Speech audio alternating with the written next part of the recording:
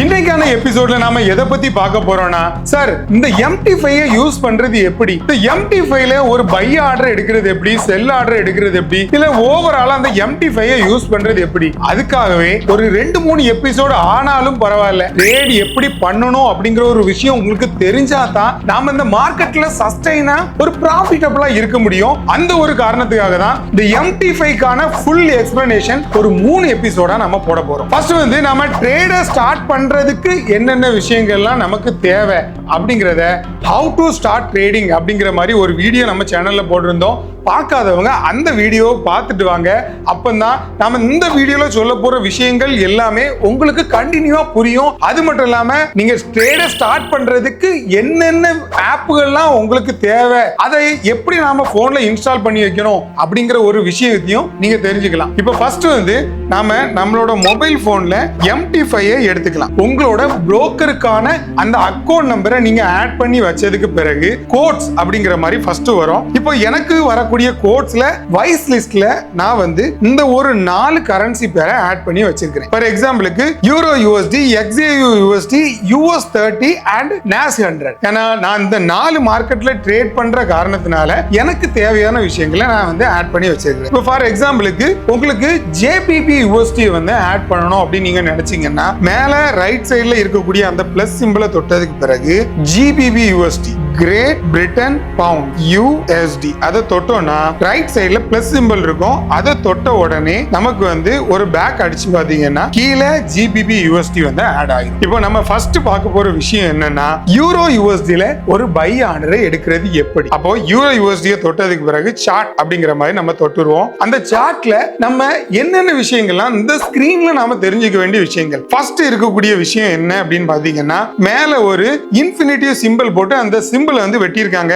அதை தொட்டோம்னா நமக்கு வந்து மெயின் சார்ட் அப்படிங்கிற மாதிரி வரும். மெயின் சார்ட்ல என்னென்ன இண்டிகேட்டர்ஸ்லாம் ஆட் பண்ணணும் அப்படிங்கிற மாதிரி ஒரு விஷயம் வரும். இதை நாம அப்புறம் பார்க்கலாம். ரெண்டாவது நமக்கு என்ன கொடுத்திருக்காங்க அப்படின்னா, அடுத்ததா ஒரு மவுஸ் பாயிண்டர் கொடுத்திருக்காங்க. அந்த மவுஸ் பாயிண்டரை தொட்டு நீங்க வந்து மார்க்கெட் எந்த ரேஞ்சில் போயிட்டு இருக்கு, கீழே டைமும் ரைட் சைடுல அந்த டைமுக்கான பிரைஸும் உங்களுக்கு தெரியும். அப்ப அதை வச்சு நீங்க இந்த ரேஞ்சில் என்ன இருக்கு, இந்த ரேஞ்சில் என்ன இருக்கு அப்படிங்கறத அந்த மவுஸ் பாயிண்டர் மூலமா நீங்க தெரிஞ்சுக்கலாம். அடுத்ததா நாம பார்க்க போறது M5 அப்படிங்கிற மாதிரி மேல போட்டிருக்காங்க. அது வந்து மினிட் 5, அதாவது 5 நிமிஷம் கேண்டில். ஒவ்வொரு கேண்டிலும் 5 நிமிஷம் அப்படிங்கறத இது வந்து சொல்லுது. அப்போ அந்த M5 தொட்டோம் அப்படின்னா நமக்கு வந்து M15, M30, M4, H1, D1 அப்படிங்கிற மாதிரி நிறைய விஷயங்கள் வந்து அதுல தோணுது, இந்த தெரியுது. அப்போ அப்படி நம்ம தொட்டும் நம்மளோட டைம் ஃப்ரேமே சேஞ்ச் பண்ணிக்கலாம். இல்லாம அந்த ஸ்கிரீனோட சென்டர்ல நீங்க தொட்டாலும் M15, M30 அல்லனா ஹவர் 1 இப்படி நம்ம டைம் ஃப்ரேமை சேஞ்ச் பண்ணிக்கலாம். அந்த டைம் ஃப்ரேமுக்கு அடுத்தால அதே மாதிரி அந்த இன்ஃபினிட்டிவ் சிம்பிள் போட்டு வெட்டுனது இதுலயும் இருக்கு. அது வந்து உங்களுக்கு சார்ட்ல என்ன இண்டிகேட்டர்ஸ் தேவை அப்படிங்கறதையும் நம்ம வந்து அதுல யூஸ் பண்ணிக்கலாம். அடுத்ததான் நம்ம பார்த்தோம்னா அதே மவுஸ் பாயிண்டர், அடுத்தால ஒரு சின்ன சிம்பிள், அதாவது நம்மளோட ட்ரேடுக்கான செட்டிங்ஸ், அதாவது ஸ்டாப் லாஸ் வேணுமா வேண்டாமா, ட்ரேடோட பொசிஷன் வேணுமா, ட்ரேட் ஹிஸ்டரி வேணுமா, ஸ்டாப் லாஸ் லெவல் நம்ம செட் பண்றது, ஆஸ்க் லைனு, லாஸ்ட் லைனு, இந்த மாதிரியான விஷயங்கள் எல்லாமே இதுல இருக்கும். இதுக்கும் இந்த செட்டிங்ஸ்க்கான ஒரு எக்ஸ்பிளனேஷனும் நான் கொடுக்குறேன். அடுத்தல நம்ம பார்த்தோம் அப்படின்னா ஒரு ரவுண்டு, முக்கோணம், ஒரு ட்ரையாங்கிள், இந்த மாதிரி ஒரு சிம்பிள் இருக்கு. அதை நாம தொட்டு பார்த்தோம்னா அதுல வந்து என்னென்ன விஷயங்கள் உங்களுக்கு தேவை, அதாவது டூல்ஸ். நம்ம ட்ரேடிங் வியூக்கான ஒரு வீடியோ போட்டிருந்தோம். அதுல டூல்ஸ் எப்படி யூஸ் பண்ணலாம் அப்படிங்கறத பார்த்திருந்தோம். இதுலயும் நாம டூல்ஸை எப்படி யூஸ் பண்ணலாம் அப்படிங்கறத பார்த்துருவோம். ஃபர்ஸ்ட் வந்து ஒரு ஹரிசாண்டல் லைன் எடுத்தோம்னா எந்த இடத்துல நீங்க அந்த ஹரிசாண்டல் லைனை தொடுறீங்களோ அந்த ஹரிசாண்டல் லைன் அதுல பிளேஸ் ஆயிரும். அதுக்கு பிறகு மறுபடியும் அந்த ஹரிசாண்டல் லைனை தொட்டுட்டு உங்களுக்கு எங்க தேவைனாலும் மூவ் பண்ணிக்கலாம். வேண்டானா கீழே டெலீட் இருக்கு, டெலீட்டும் பண்ணிக்கலாம். இதே மாதிரி அடுத்தால மறுபடியும் ஒரு ஸ்கிரீன் கூட ஒரு எக்ஸ்ட்ரா ஒரு விண்டோ வேணும் அப்படின்னா பிளஸ் அமுக்குனீங்கன்னா கீழே ஒரு விண்டோவை நீங்க கிரியேட் பண்ணிக்கலாம். இது பிளஸ் கூட ஒரு விண்டோ. அப்போ மேல ஒரு யூரோ USD, கீழே XAU USD, மேல யூரோ USDக்கான சார்ட், கீழே கோல்டுக்கான சார்ட். அதுக்கு பிறகு அது வேண்டாம் அப்படின்னு நீங்க நினைச்சீங்கன்னா மறுபடியும் எந்த சார்ட் உங்களுக்கு வேண்டாமோ அதை லாங் பிரஸ் பண்ணீங்கன்னா டெலீட் பண்ணி அதை விட்டுட்டோம் அப்படின்னா ஒரு சார்ட் மட்டும் நமக்கு வியூ ஆகும். இப்போ இதுக்கு அடுத்தால நாம ஒரு பை ஆர்டரை எப்படி நாம பிளேஸ் பண்றது? ஃபர்ஸ்ட் நம்ம பை ஆர்டரை பிளேஸ் பண்றதுக்கு முன்னாடி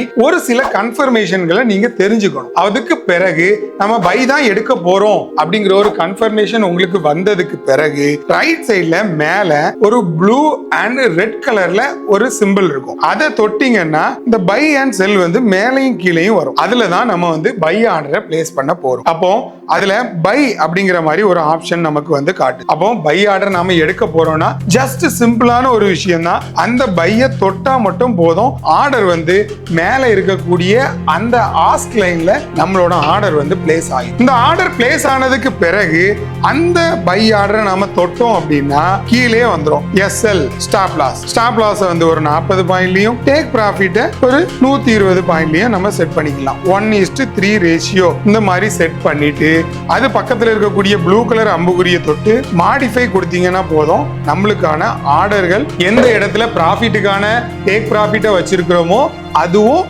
நமக்கான ஸ்டாப் லாஸும் அதிலே வியூ ஆகிரும். இது வந்து நம்ம பை ஆர்டர் எடுக்கிறது எப்படி அப்படிங்கிற ஒரு விஷயம். இது கூடவே நம்ம கோல்டு மார்க்கெட்ல ஒரு செல் ஆர்டரை எடுக்கிறது எப்படி அப்படிங்கறதையும் பார்த்துடலாம். இப்போ ஒரு $100 உங்ககிட்ட இருந்துச்சு அப்படின்னா 0.01 லாட் சைஸ் அப்படிங்கிறது வந்து ரொம்ப ஒரு கேப்பபிளான ஒரு லாட் சைஸ். அதே மாதிரி உங்ககிட்ட ஒரு $200 இருந்துன்னா 0.02, அதே மாதிரி ஒரு $1000 உங்ககிட்ட இருந்துன்னா 0.1, $10,000 இருந்துன்னா ஒரு லாட் சைஸ். இந்த மாதிரியான ஒரு லாட் சைஸ் நீங்க யூஸ் பண்ணா தான் ஒரு பிகினருக்கான ஒரு ரேஞ்ச்ல நீங்க வந்து டிராவல் பண்ண முடியும். இல்ல நான் வந்து ஒரு பெரிய பணக்காரன்பா, நான் வந்து என்கிட்ட ஒரு $10,000 இருக்கு, நான் 100 லாட் சைஸ் வச்சு தான் ட்ரேட் பண்ணுவேன் அப்படின்னா அது மூவ் ஆகக்கூடிய ஒவ்வொரு பாயிண்ட்டுக்கும் உங்களுக்கு $100 ப்ராஃபிட் வரும். மூவ் ஆகக்கூடிய ஒவ்வொரு நெகட்டிவ் பாயிண்ட்டுக்கும் $100 லாஸ் வரும். அப்போ ஒட்டு மொத்தமா ஒரு 100 பாயிண்ட் மூவ் ஆனாலே உங்களோட அக்கௌண்ட் வந்து 0 ஆகும். 10 பாயிண்ட் மூவ் ஆனாலே $1000 காலி. 100 பாயிண்ட் மூவ் ஆச்சு அப்படின்னா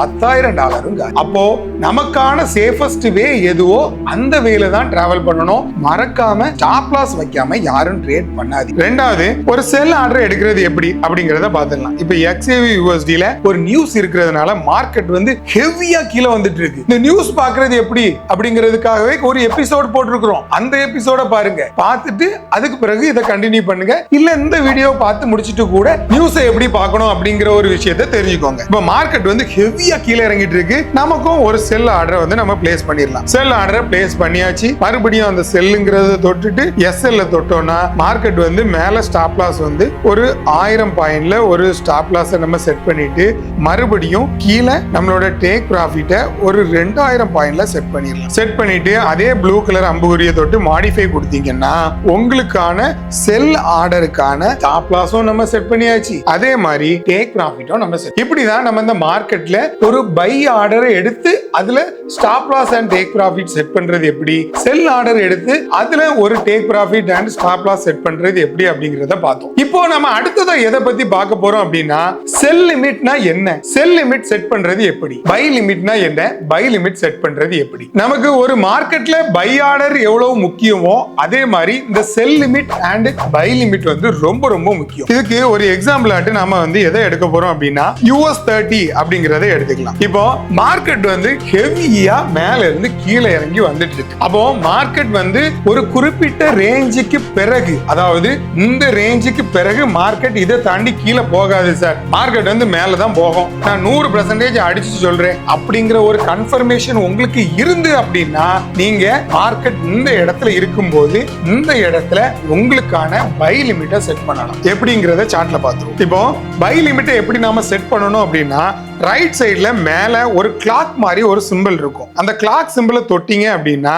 நமக்கு வந்து இதுல செல் லிமிட்னு காட்டுது. அதை நேரா கீழே எடுத்துட்டு வந்தோம் அப்படின்னா அது பை லிமிட்டா மாறி, பை லிமிட்டா மாறினதுக்கு பிறகு ஒரு ஸ்டாப் லாஸ். ஏன்னா ஒரு பை எடுத்தோம்னா அதுக்கு ஒரு ஸ்டாப் லாஸ் வைக்கணும்ல கண்டிப்பா. அப்போ ஒரு ஸ்டாப் லாஸ் ஒரு 160 ஒரு 200 பாயிண்ட்ல நம்மளோட ஸ்டாப் லாஸ் வச்சுட்டு அதே மாதிரி டேக் ப்ராஃபிட்டை ஒரு 600 பாயிண்ட்ல நம்ம செட் பண்ணிட்டு அதே மாதிரி அம்புகுறியை தொட்டு பிளேஸ் கொடுத்தா போதும். நமக்கான பை லிமிட் வந்து செட் ஆயிரும். ஆனா அது என்ன சார் பிளாக் அண்ட் ஒயிட்ல இருக்குது அப்படின்னு கேட்டீங்கன்னா, இந்த ஆர்டர் வந்து ஆக்டிவ்ல இல்ல, அதனால நமக்கு வந்து பிளாக் அண்ட் ஒயிட்ல இருக்கு. எப்போ மார்க்கெட் வந்து அந்த ஒரு அப்பர் லிமிட்ல இருந்து உங்களோட பை லிமிட்டுக்கு உள்ளாடி வருதோ அப்போ இந்த ட்ரேட் வந்து ஆக்டிவேட் ஆகும். ஆக்டிவேட் ஆகும்போது அந்த ஸ்டாப் லாஸும் ஆக்டிவேட் ஆகும், உங்களோட டேக் ப்ராஃபிட்டும் ஆக்டிவேட் ஆகும். அப்போ எப்போ மார்க்கெட் வந்து இந்த ரேஞ்சுக்கு வந்துட்டு உங்களோட டேக் ப்ராஃபிட்டை போய் தொடுதோ அப்போ உங்களுக்கான ப்ராஃபிட் வந்து ஆட்டோமேட்டிக்கா புக் ஆயிரும். நீங்க அந்த மார்க்கெட்டை பார்க்கலனாலும் உங்களுக்கான ப்ராஃபிட் வந்து உங்களுக்கு கிடைச்சிடும். இது கூடவே நம்ம ஒரு செல் லிமிட் எப்படி செட் பண்றது அப்படிங்கறத பார்த்துடலாம். இப்போ பை லிமிட் செட் பண்ணிட்டோம், இல்ல சார் எனக்கு இந்த பை லிமிட்டை கொஞ்சம் மாடிஃபை பண்ணணும் அப்படின்னு நீங்க நினைச்சாலும் அந்த பை லிமிட்டை தொட்டுட்டு மேல கீழே வச்சுட்டு அதுக்கான மறுபடியும் அந்த ப்ளூ கலர் அம்புகுறியை தொட்டு மாடிஃபை கொடுத்தீங்கன்னா போதும், நமக்கான ஆர்டர் வந்து மாடிஃபை ஆகிரும். இப்போ கொஞ்சம் கீழே வச்சுட்டு இது வந்து மார்க்கெட் கொஞ்சம் ஹெவி மூவ்மெண்டா இருக்கிறதுனால நமக்கு வந்து இந்த பை லிமிட் வந்து ஒரு சில டைம்கள் வந்து ஆக்டிவேட் ஆகாது. அப்போ மாடிஃபை கொடுத்தா இப்படி நம்ம வந்து அந்த பை லிமிட்டை மாடிஃபை பண்ணிக்கலாம். இல்ல சார் எனக்கு வந்து இந்த பை லிமிட்டே வேண்டாம் அப்படின்னு நினைச்சீங்கன்னா அதை தொட்டு கீழே இருக்க டெலீட்டை கொடுத்தீங்கன்னா போதும், டெலீட் ஆகும். இதே மாதிரி தான் செல் லிமிட் நம்ம எப்படி செட் பண்ணணும்னு பாத்தீங்கன்னா, நமக்கு வந்து அதே ரைட் சைடு மேல இருக்கக்கூடிய அந்த கிளாக் சிம்பிளை தொட்டுட்டு மறுபடியும் நம்ம வந்து செல் லிமிட் அப்படின்னா என்னன்னு பார்த்தோம்னா, மார்க்கெட் வந்து ஹெவியா மேல போயிட்டு இருக்கு, இந்த ரேஞ்சு தாண்டி மார்க்கெட் மேல போகாது சார், அந்த இடத்துல ஒரு செல் லிமிட்டை செட் பண்ணிடுறேன் அப்படின்னு உங்களுக்கு தோணுச்சு அப்படின்னா, இந்த லிமிட்டுக்கு பிறகு மார்க்கெட் கீழே தான் வரும் அப்படின்னா, ஃபார் எக்ஸாம்பிளுக்கு இந்த ஒரு லிமிட்ல ஒரு செல் லிமிட்டை வச்சுட்டு அதுக்கான ஸ்டாப் லாஸ் ஃபர்ஸ்ட் செட் பண்ணணும். ஸ்டாப் லாஸ் அதுக்கும் மேல அப்போ ஒரு 300 பாயிண்ட்ல நமக்கான ஸ்டாப் லாஸ் செட் பண்ணிட்டு டேக் ப்ராஃபிட்டை ஒரு 600 பாயிண்ட் 1:2 ரேஷியோல செட் பண்ணிட்டு அதே ப்ளூ கலர் அம்புகுறியை கொடுத்து பிளேஸ் கொடுத்துட்டீங்கன்னா நமக்கான செல் லிமிட் வந்து பிளேஸ் ஆயிரும். இப்போ இந்த செல் லிமிட் வந்து மார்க்கெட் எப்போ அந்த ஒரு செல் லிமிட்டுக்குள்ளாடி வருதோ அப்போ உங்களோட ட்ரேட் வந்து ஆக்டிவ் ஆகும். அது வரைக்கும் இது வந்து பிளாக் அண்ட் ஒயிட்ல தான் இருக்கும். அப்போ பிளாக் அண்ட் ஒயிட்ல இருந்து அந்த ட்ரேட் வந்து ஆக்டிவேட் ஆனதுக்கு பிறகு உங்களோட ஸ்டாப் லாஸும் ஆக்டிவேட் ஆயிரும், உங்களோட டேக் ப்ராஃபிட்டும் ஆக்டிவேட் ஆயிரும். அப்போ எப்போ மார்க்கெட் வந்து இந்த ரேஞ்சுக்கு பிறகு மேல போகாது கீழே தான் வரும் அப்படின்னு நீங்க செட் பண்ணதுக்கு பிறகு மார்க்கெட் கரெக்டா அந்த ரேஞ்சில போய் கீழே வந்து உங்க டேக் ப்ராஃபிட்டை தொட்டுச்சுன்னா உங்களுக்கான ப்ராஃபிட் ஆட்டோமேட்டிக்கா புக் ஆயிரும், நீங்க அந்த இடத்துல இல்ல அப்படின்னாலும். இப்படிதான் நாம வந்து ஒரு பை ஆர்டர் எடுக்கிறது எப்படி, செல் ஆர்டர் எடுக்கிறது எப்படி, பை லிமிட் எடுக்கிறது எப்படி, செல் லிமிட் எடுக்கிறது எப்படி அப்படிங்கறத பார்க்கலாம். நாம இனி அடுத்து வரப்போற எபிசோட்ல எதை பத்தி பார்க்க போறோம் அப்படின்னா, பை ஸ்டாப் லிமிட் எப்படி செட் பண்றது, செல் ஸ்டாப் லிமிட் எப்படி செட் பண்றது அப்படிங்கறத பார்க்க போறோம். இது கூடவே இந்த MT5ல இருக்கக்கூடிய செட்டிங்ஸ் எல்லாமே எப்படி நாம ஒர்க் பண்றது, இந்த மாதிரி நம்ம இண்டிகேட்டர்ஸ் எல்லாமே எப்படி யூஸ் பண்றது, அந்த இண்டிகேட்டர்ஸ் எல்லாம் நம்ம ட்ரேடிங்ல யூஸ் பண்ணி பார்த்தோம், இதே மாதிரி MT5ல நம்ம யூஸ் பண்ணி பார்க்க போறோம். எல்லா விஷயங்களும் ஒண்ணா உங்களுக்காகவே ஃப்ரீயாவே சொல்லி கொடுக்க போறேன். until then மறக்காம நம்மளோட சேனலை கண்டினியூ பண்ணுங்க. Thanks for watching FX Man Gold.